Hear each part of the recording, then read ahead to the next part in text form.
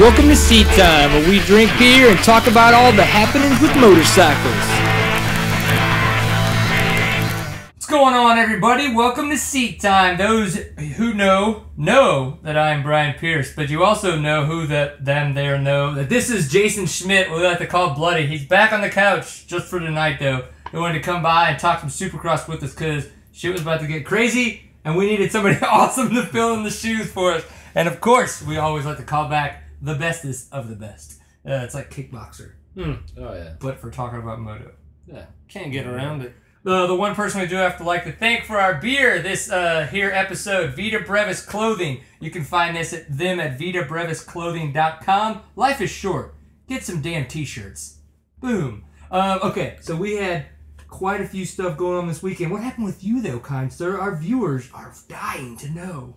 I'm sure that they really don't give a rat's ass. No. I mean, that could be true, too. I have been walking the earth. Oh, working a lot. As us upright, evolved people do. Yeah, every once in a while. I still knuckle drag a bit, but I have been... Only when I wipe my bum. Yeah, working a ton, getting out doing other random stuff, shooting a lot of guns, running, riding bicycles. Them pedally bikes. And that's pretty much it. Sissy motors for you anymore. Nah. Anybody can do it with a motor. Anybody can do it if it's got a throttle. Yeah. Yeah. No. Sold my bike, sold my truck, did all that fun stuff. Just kind of focusing on some other stuff right now. Nice. Actually, life in general. Yeah, I'm probably going to be back in school this semester. What? And nice. Trying to knock out some crazy grown-up stuff. I'm not gonna lie, it's overrated. Being an adult for suckers. Yeah, no, trying to work out and stuff too. You look good. Oh, thank you. Yeah, wait till later. Not close enough. Get these cameras off, put these lights to make some extra Get these funds. cameras on. Yeah. Make some real money. All right, so for men that did make money is actually nobody in Toro because of the fact that they only pay the pros, but everyone was out there. We were having a really good time. It was round 4 of the Toro series. It was at Callisburg, Texas. I have to say, track was freaking phenomenal. It's 10.8 miles. They had elevation changes. They had rocks. They had roots. They had fun, flowy grass track sections. They had all kinds of stuff to keep you on your toes. Joe McClellan did a fantastic job with that course. I'm not surprised by that because obviously never rode at Callisburg, but the Gainesville, area. Think about how many badass riding places are up there. They have actual topography to work with, and there's a lot of wide open spaces there. So I'm sure there are a lot of people with awesome properties that need to get on board and let people build on their land. You're like, hey, here, have some money so that we can build on your property. I think that'd be great. Nobody's gonna hit your cows. Yeah, I mean, quit bogarting your land. We're not gonna hit all of them. That's a lot of cows. But so I got to ride this weekend. That was the big thing for me. I did a lot of practicing on Saturday, and I did some sweeping on Sunday. It was a lot of fun. Thanks to everybody that said hi and that thought I looked like Josh Wojner because I was on his bike. I was wearing fly gear. We both have brown hair, and I have a shaggy-ass beard right now. So I look like a redneck bum, except just a little bit less of a beer belly. Wow. So, since that bike's never going to be loaned out again, enjoy the experience. That 350 was awesome to ride. I really had a lot of fun. Josh and I obviously have different ways that we set up our bikes, but at the same time, once you get used to it, you kind of get some time on it, man. That 350 was so much fun, and I really appreciate it, Josh. Thank you very much. Speaking of appreciate, I have to make an apology to Tiffany Vardell because I apparently called her a sausage queen. Now, this, of course, was taken out of context because of the fact that we had a joke going on when we were at the Enduro and we were cooking sausages, and it just became like, oh, I need some more sausage. It became an overplayed joke, and I unfortunately said it without all the context behind it, and people thought that I was calling her out, if you will, in a negative fashion. I was not hit up on Facebook. Hey, so what's up? I heard you're a party favor. So what's up, T to the V? Yeah. So I apologize, though, to everyone and to Tiffany that thought that was negative. It wasn't. She knows what's up, but for those that don't, ask Tiffany about it. She's cool with it. So, for the racing that happened in Callisburg this weekend, we had Cole Kirkpatrick, freaking awesome job, pretty much whole shot. There was a little bit of a scuffle, if you will, right there on the line. But Cole Kirkpatrick won. We had Caleb Ramsey in second, and then we had Austin Henderson in third, Brian Vaughn in 4th, and Cameron Ishmael in 5th. Cameron Ishmael was actually fighting up early with Caleb Ramsey in the beginning, but when it came time to pit, he forgot. And so he ran out of gas, just like Cole did at the weekend before, and he had to get some help, which it happens. Yeah. So, but man, I have to say, this has been a really, really, really, really good season so far for Toro with overall Cole's in 1st, Caleb's in 2nd, Cameron's in 3rd. Hayden Franklin was not there, but we do have the top three of the past 4 Toro champions in the top. Racing's awesome. See you in 2 weeks at Poolville. It's going to be a good time. We have to say thank you to Fly Racing. You've worn Fly before, right? Yes. How fly are you? How fly are you? Oh, I always keep it fly. Super fun. Keep it open. Yeah. Zip. Boom. EA, baby. EA. FlyRacing.com. That's where you're going to go for all your awesome goods while you're going to be on the bike, off the bike, running around, maybe thinking about picking up a pair of boxers. If that's all you're going to be wearing, they should say Fly Racing on them. Preferably around, we'll just call it the area. It's a good time.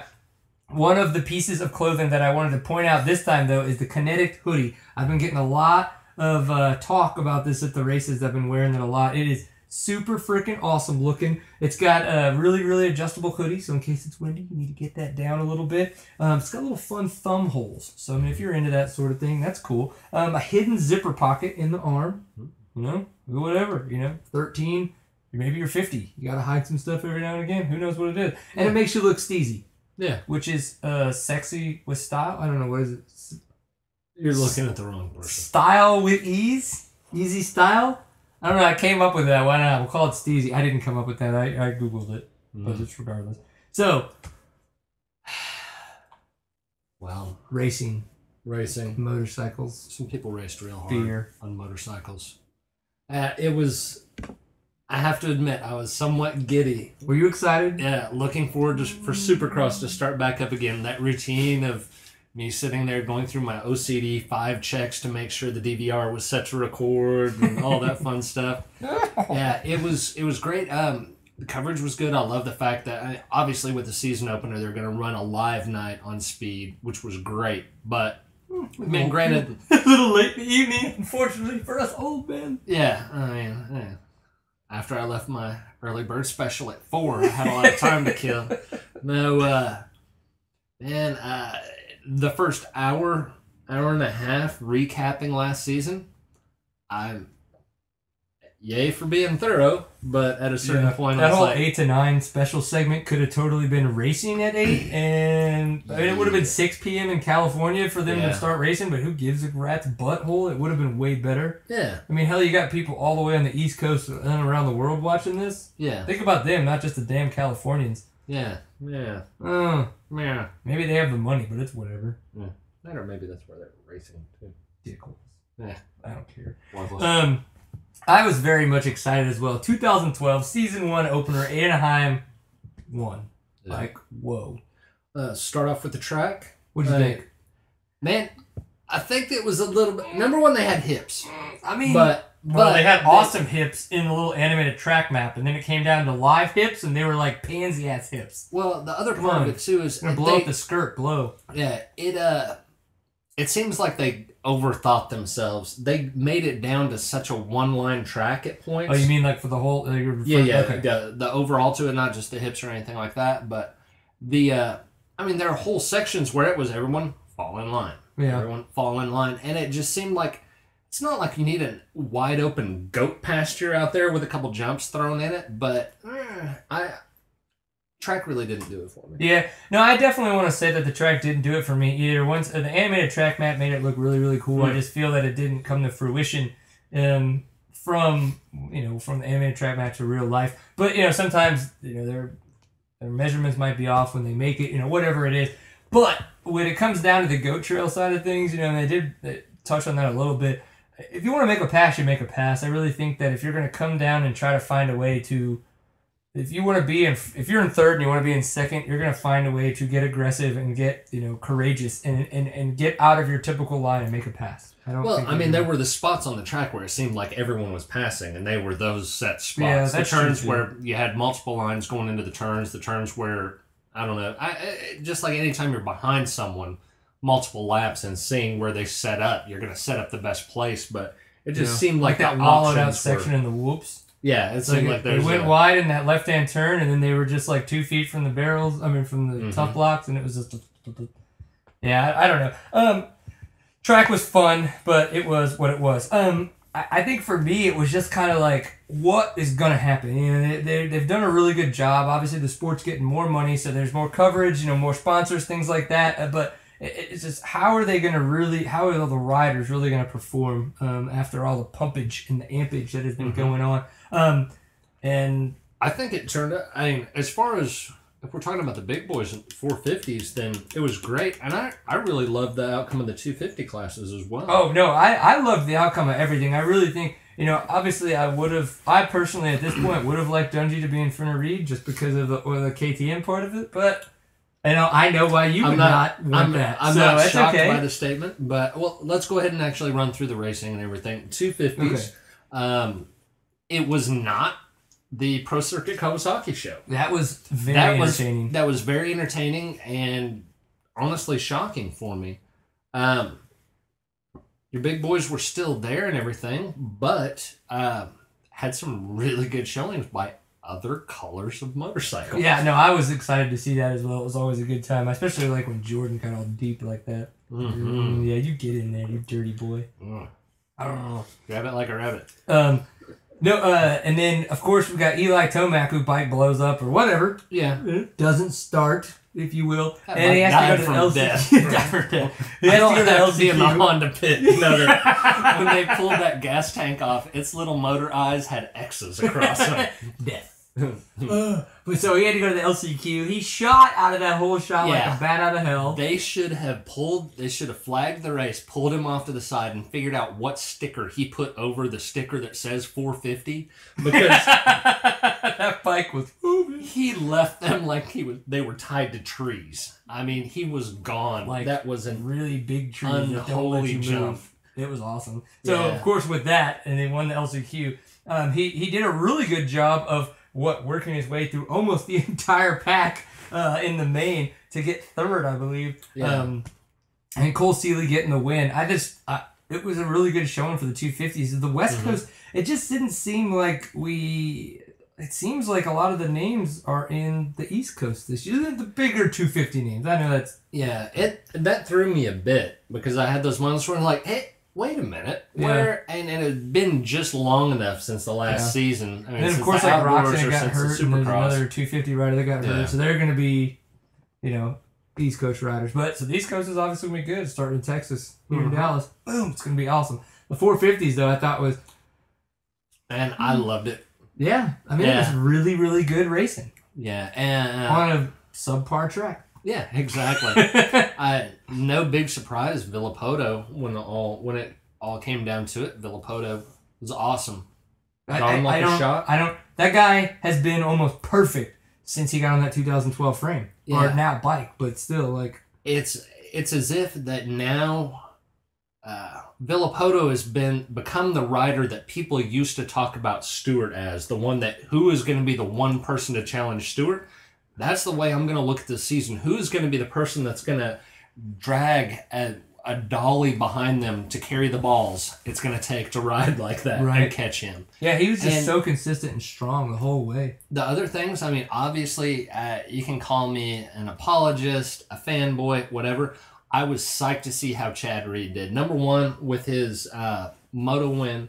Number two, the fact that he was not the fastest rider by any means as far as lap times coming throughout, qualifying and all that fun stuff, but just his experience and consistency bringing him into the second. That's awesome. Yeah, no, there was that time when Dungey and Stewart were going at it. They kind of had their battles. Stewart made his mistake, Dungey made his mistake, and then Stewart made his really big mistake. And then, of course, we got Dungey kind of pulled in on Reed, and Reed was able to make sure that Dungey wasn't able to get by him. Yeah. I mean, and Villapoto was just gone. Yeah, Villapoto was in another state by that point. He was on a whole other track. He was already in Phoenix. Yeah. Like, he's ready for this. Yeah, he was sitting there kicking it in the trailer out in the parking lot. You guys gonna get here or what's up? So, congratulations to everybody.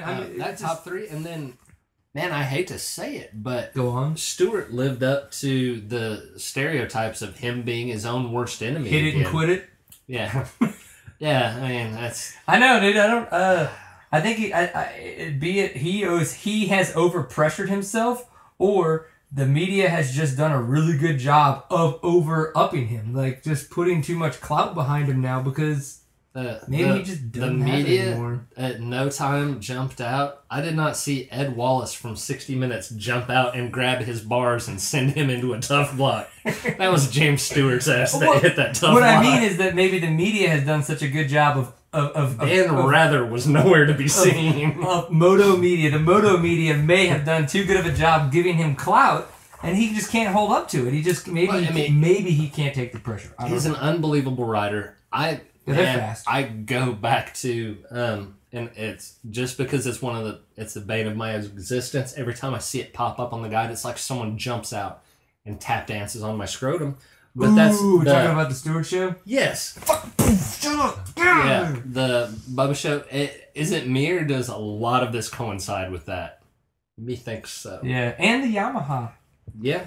I mean, granted, he's on a different team, but he's still in the Yamaha. I mean, it's just like he was like, but then you go back to like his 125 days. That's all kinds of incarnations on the Yamaha, though. I mean, they've changed. They've spun the motor around the other day. Yeah, he should just ride backwards so it's forward. Yeah, exactly. That would work. It's an awesome thought. Yeah, we should do that. Let's test that this weekend. One of the other things we're going to test this weekend, we're going to go ahead and test our Moto Tassinari adjustable tunable intake system. That was a lot of extra words for words that don't actually exist. It's a tunable intake system. So you've got your air boot where your air filter sits. And that brings the air into your carburetor, maybe even your EFI. I don't know what's going on there. And that sounds like electronics, computers, and it freaks me out. And I go all like, oh, buggy-eyed and freaky. But what you do need to know is you should adjust the air as it needs to go into your engine, just as you would by putting on a different exhaust. You adjust the air as it leaves the engine. You adjust the air as it goes into the engine. All of these things are ways that you can manipulate your horsepower and the way that your engine performs. And you can tune it to what you want the engine to do.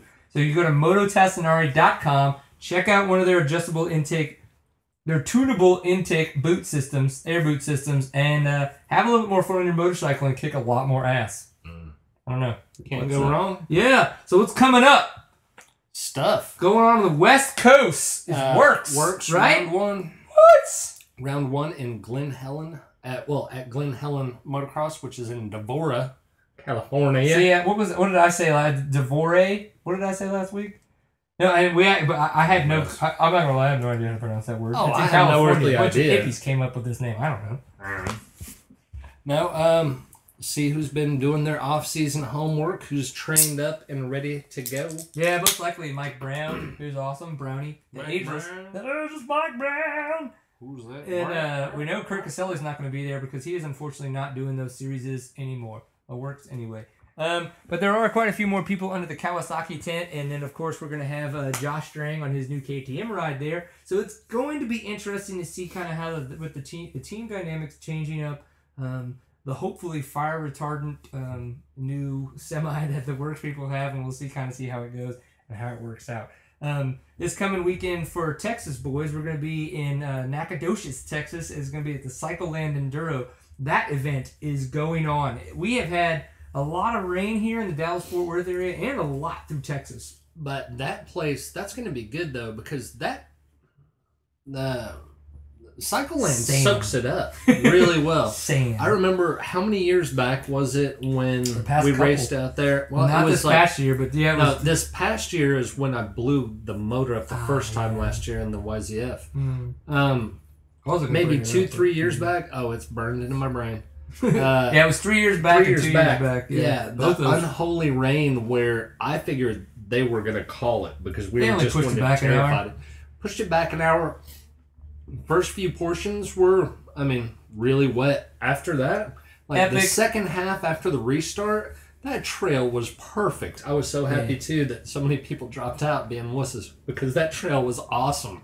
Yeah. So what we're trying to say is don't think that all this weather that we've had early in the week is going to do anything to that property. What it's going to do is actually make it way better. If you haven't been out to Cycleland before, that property is ridiculous. Get out there, ride, afterwards go hit that rope swing into the little lake. Yeah! That place is Those sweet. are always fun. Chug a beer, see what happens.